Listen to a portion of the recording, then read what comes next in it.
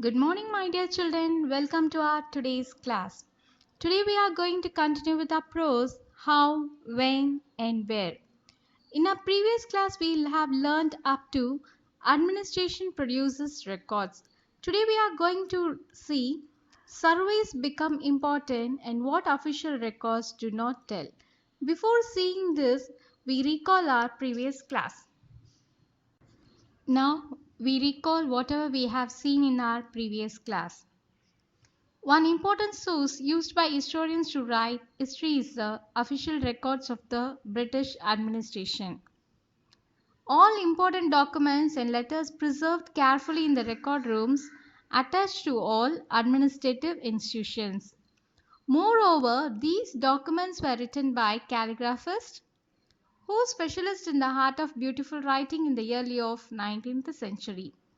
But in the middle of 19th century, these copies were printed with respect to the various departments of government. Archives and museums were also established to preserve important records. Still, we can read letters and memos that moved from one branch of the administration to another in the early of the 19th century in the archives. Now we see what is meant by survey. Survey is nothing but examine and record the area and its features to construct a map, plan or description. Now we see surveys become important to know our past or to know our history. Surveying also became common under the British administration. Before effective administration, the British believed that a country had to be properly known. By the early 19th century, detailed surveys were being carried out to construct the map of the entire country.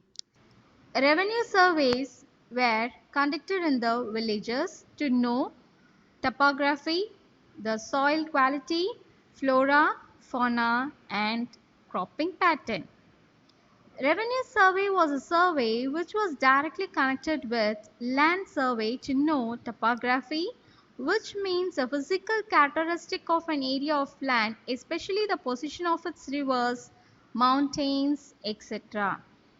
Flora, which means natural vegetation including plants, fungi, algae in a particular region.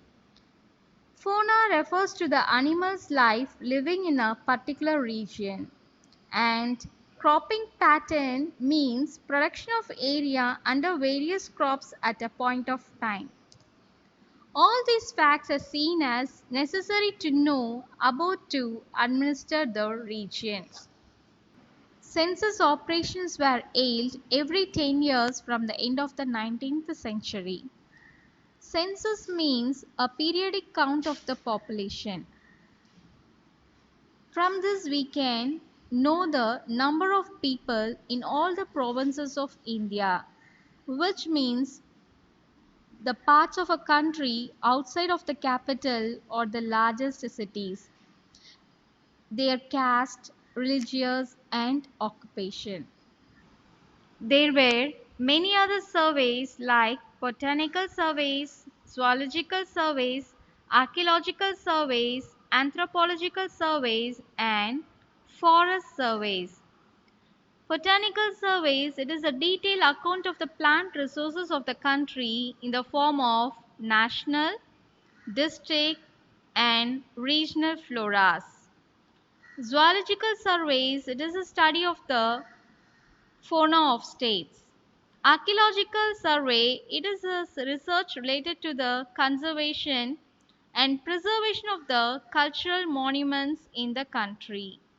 Anthropological surveys, it is a scientific study of humans, human behaviors and societies in the past and present. Forest surveys, it includes conservation and survey of the flora, fauna, forest and other wilderness areas.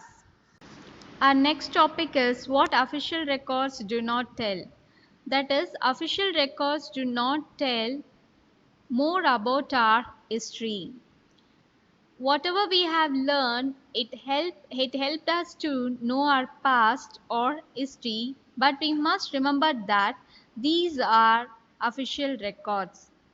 Official records do not tell what other people in the country felt about a particular law and how they reacted to these laws. This information can be obtained from diaries maintained by people. Information about feeling of people can be obtained from the journals that people maintained, travelers, and also from letters sent to relatives.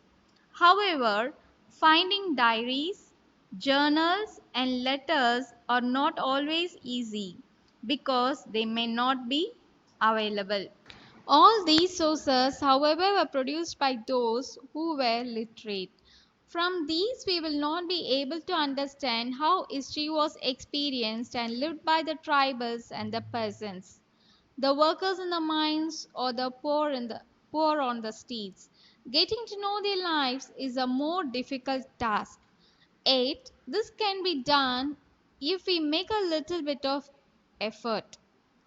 When you read this book, you will see how this can be done. Children, now we see the summary of our chapter How, When, and Where. Here we have learned that history is very important to know our past and how important are dates. James Mill divided Indian history into Hindu, Muslim, and British. After that, historians divided Indian history into ancient, medieval, and modern. One important source of Indian history is the official record of the British administration. The Britishers believed that the act of writing was important. Every instruction, plan, policy, decision, agreement, and investigation had to be clearly written up. By the middle of the 19th century, along with the spread of printing, multiple copies of these records were printed as proceedings of each government department. The practice of surveying also became common under the colonial administration. These records tell us what the officials thought, what they were interested in, and what they wished to preserve. These records always do not help us to understand what other people in the country felt. It obtained from diaries of people, accounts of pilgrims, and travelers, autobiographies of important personalities, etc. However, finding diaries, journals, and letters is not always easy because they may not be available. Children, you will learn more about history in the further chapters. Thank you, my dear children. Have a wonderful day.